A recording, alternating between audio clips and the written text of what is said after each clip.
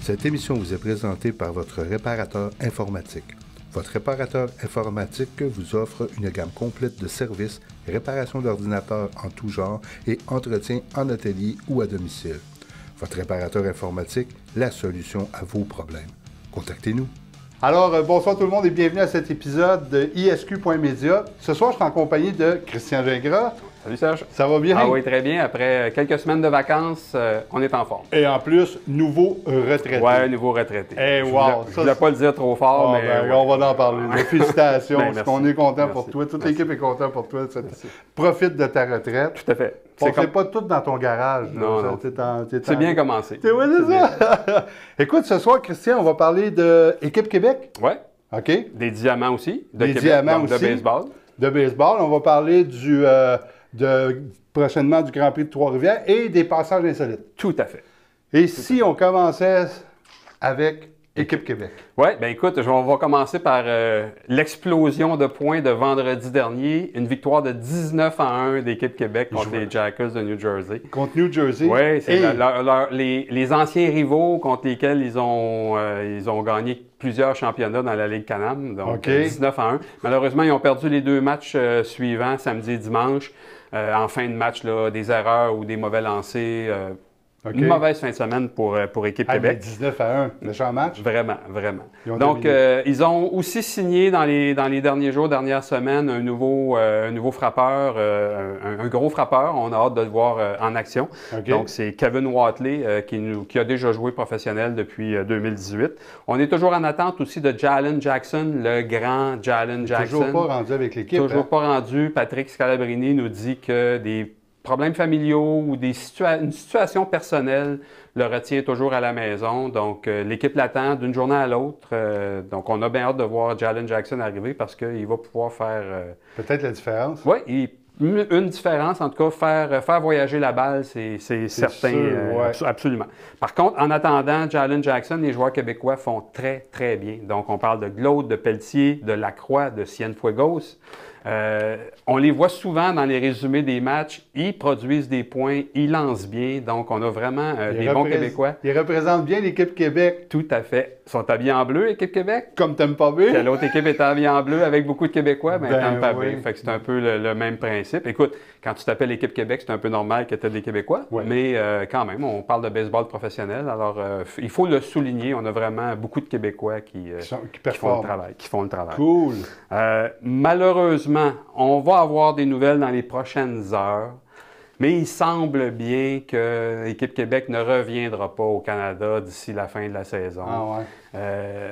L'équipe travaille très fort pour avoir des nouvelles et des informations du gouvernement fédéral, mais il n'y a pas de réponse. Il n'y a pas de réponse au gouvernement fédéral. Ça a d'ailleurs fait dire à Michel Laplante, le président des Capitales, qui dirige l'équipe Québec cette année, il dit peut-être que si on avait des uniformes des Canadiens de Montréal, ça aiderait la situation. C'est dommage qu'ils ne donnent pas de réponse là-dessus. Ils pourraient quand même enligner le club et leur dire c'est oui ou c'est non, mais de faire quelque chose. Oui, tout à fait. Écoute, je pense que c'est un club professionnel, comme les Canadiens de Montréal. On s'entend que ce n'est pas le même niveau de club professionnel, mais je pense que le gouvernement fédéral doit à des équipes comme Équipe Québec, les Capitales, les Aigles, des nouvelles, au moins qu'on leur réponde. Et c'est ce qu'on attend dans les prochaines heures. La Ligue frontière est très, très compréhensive face à cette situation-là. Une chance, parce qu'il faut comprendre que à partir du moment où on dit vous revenez au Canada ou vous ne revenez pas, bien, il y a des billets à vendre. Si l'équipe ne revient pas au Canada, les équipes qui les reçoivent aux États-Unis doivent vendre leurs billets, doivent engager leurs employés pour vendre des hot dogs puis de la bière. Oui, il faut que ça fasse virer la business. Il faut faire virer la business. Puis il faut avoir quelques semaines d'avance pour préparer des matchs professionnels. Alors, on espère que ça va bien aller. Pour l'instant, Équipe Québec se bat avec les Boulders de New York et les Valley Cats de Tri-City pour la première place de leur division. Fait qu'ils s'échangent ça régulièrement. Les trois équipes s'échangent la première place régulièrement. Écoute, les trois équipes jouent quelques parties en bas de la moyenne de 500. Donc, c'est vraiment un combat à finir entre les trois d'ici la fin de la saison. Je termine en te disant que Vincent Ruel, un ancien joueur des Diamants de Québec, qui a joué 5 saisons juniors avec les Diamants, qui était dominant comme lanceur dans la Ligue de baseball junior élite.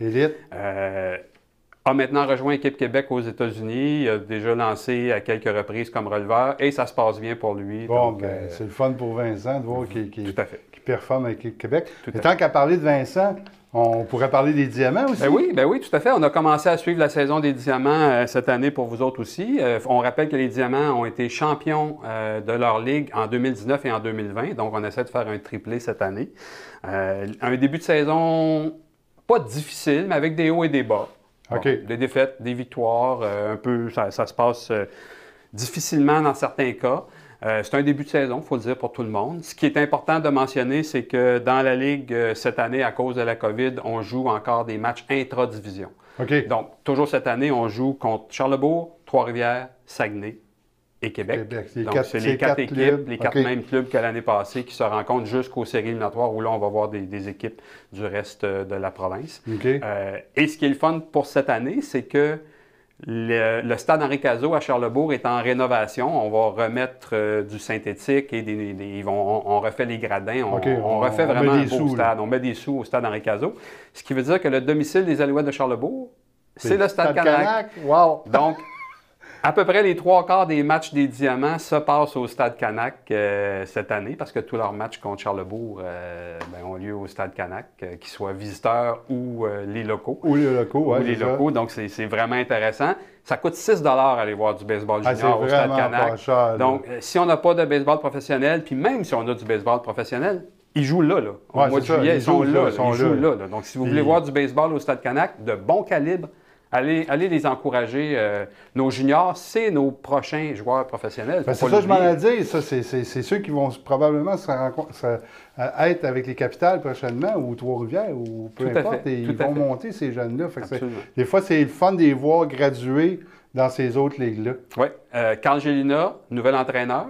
Ah, ben oui. Donc, ancien lanceur des Capitales, ancien entraîneur des Capitales. Ben oui. Et maintenant, entraîneur des Diamants de Québec. Et Josué Pelé, qui est l'ancien receveur des Capitales aussi, et l'entraîneur des Alouettes de Charlebourg. Donc, belle rivalité entre deux ex-joueurs. Il y a toujours eu une rivalité entre Charlebourg et Québec, mais là, avec Carl et Josué, qui sont les deux entraîneurs. Ça vaut la peine d'aller voir ça. Ben oui, écoute, c'est vraiment des belles soirées au Stade Canac. Puis à 6 piastres. On n'a quoi pour 6 piastres aujourd'hui? Absolument.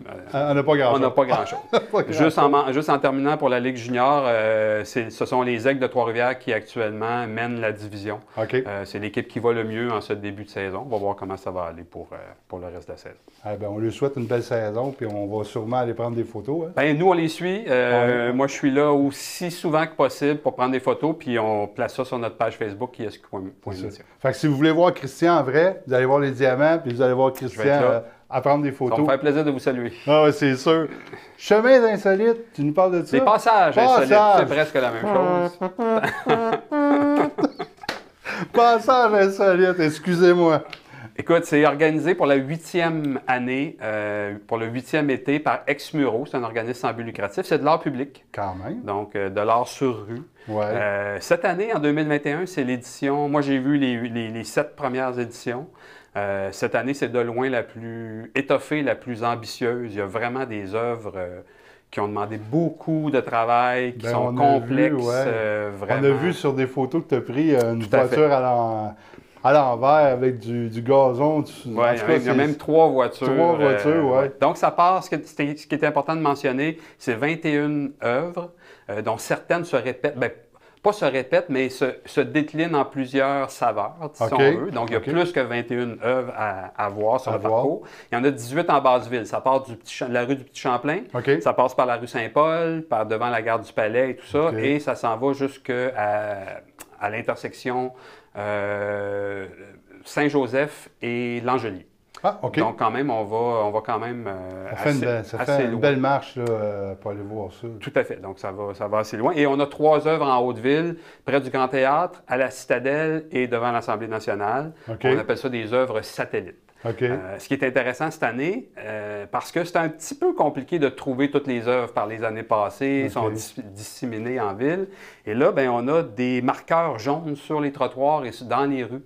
Donc, on suit les marqueurs jaunes avec des petites flèches jaunes. C'est sûr qu'on va en trouver une au bout de ça. Devant les œuvres, il y a des pastilles qui indiquent le numéro de l'œuvre. Donc, on peut vraiment voir plus facilement les œuvres qu'on recherche. Parce que certaines sont un peu cachées. Donc, je vous laisse...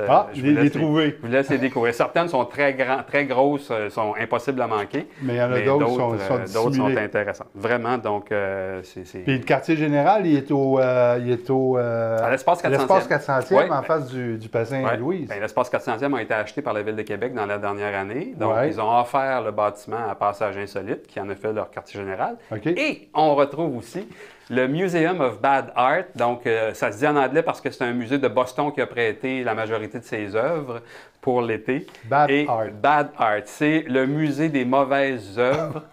C'est vraiment mauvais. Ah oui? C'est vraiment mauvais. On rit beaucoup, on sourit beaucoup. Ah oui? Donc, c'est vraiment un arrêt à faire à l'espace 400e. Et c'est gratuit. L'accès est gratuit. Donc, ça peut être une belle journée à passer dans les rues de Québec, Vieux-Québec, puis aller à l'espace 400e voir cette... Allez voir sur le site web passageinsolite.com pour les heures d'ouverture d'espace 400e. Et non le chemin insolite. Non, c'est ça. Passageinsolite.com, les heures d'ouverture sont là, puis vous allez voir ce qui s'y passe. C'est vraiment intéressant. Comme tu disais, là, Serge, là, il fait beau, une belle journée, quelques kilomètres de marche. Si vous faites tout le parcours, c'est plusieurs kilomètres de marche, mais vous pouvez le faire en 2 fois, 3 fois, 4 fois. C'est là jusqu'au mois d'octobre. Bon, c'est bien. Ouais. Allez, ne manquez pas ça, allez voir les passages insolites. Tout à fait. Tu voulais nous parler aussi du Grand Prix de Trois-Rivières. Oui, on a eu des nouvelles dans les derniers jours. Le Grand Prix de Trois-Rivières va avoir lieu, donc 2 fins de semaine encore une fois. Cependant, quelques restrictions, on s'entend. La première fin de semaine d'août, ça ne se passera pas à Trois-Rivières. On va avoir le vendredi une course virtuelle avec les pilotes du vrai Grand Prix. Le samedi, on va être à Sainte-Geneviève-de-Patiscan, pour les motos et les quads. Et le dimanche, on va faire du karting sur le nouveau circuit à Sainte-Geneviève, à Saint-Célestin, dans la région de Trois-Rivières aussi. Donc ça, c'est la première fin de semaine. La deuxième fin de semaine, c'est un Grand Prix de Trois-Rivières un peu plus comme on le connaissait. Sauf que, bon, l'ADN du Grand Prix de Trois-Rivières, c'est de pouvoir aller parler aux pilotes, d'aller voir les mécanos, d'aller voir les voitures dans les paddocks. Et là, bien, malheureusement, avec les restrictions sanitaires, les paddocks ne seront pas accessibles aux spectateurs. On a séparé le site en 2 zones, la zone Bell et la zone Cogeco. Et on va acheter des billets réservés dans les estrades et on va aller s'asseoir à nos billets pour voir les courses, mais on ne pourra pas vraiment se promener sur le site comme on avait l'habitude de le faire. On va pouvoir acheter des billets d'admission générale comme avant, mais il n'y aura pas de gradins non plus qui vont être installés. Par contre, en contrepartie, on peut apporter notre chaise. Donc, si on est en admission générale, on peut apporter notre chaise sur le site pour voir les courses sur place, toujours évidemment en maintenant la distanciation avec les autres bulles. Nous, on sera sur place, on va vous en parler. C'est sûr que ça va être une édition différente, un peu moins active. Mais bon, c'est quand même intéressant.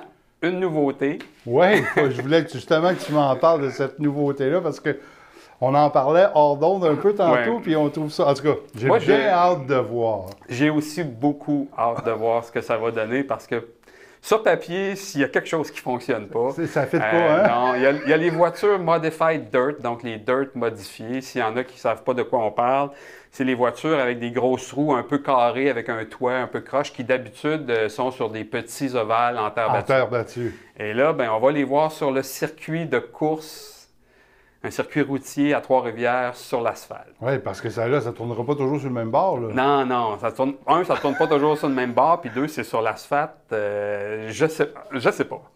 Ça va peut-être être super impressionnant. Je pense que ça va être le fun. Je pense que ça va être un spectacle plaisant. Oui, je pense que oui. Est-ce que les pilotes vont aimer? On verra. On verra après. On ira les voir des paddocks. On ira les voir, mais j'ai beaucoup hâte de voir ce que ça va donner. C'est en collaboration avec Autodrome Drummond et Autodrome Granby, où ces pilotes-là et ces bolides-là course habituellement. Donc, on en parlait tantôt, les 2 zones étanches, l'admission générale, pas d'accès au paddock. Les billets sont en vente depuis le 9 juillet, donc si vous voulez aller faire un tour à Trois-Rivières au début d'août, c'est maintenant que vous pouvez acheter vos billets. Puis on va terminer. Est-ce que tu peux juste nous revenir avec les dates? Oui, le 13, 14 et 15 août pour le week-end NASCAR Pinty's.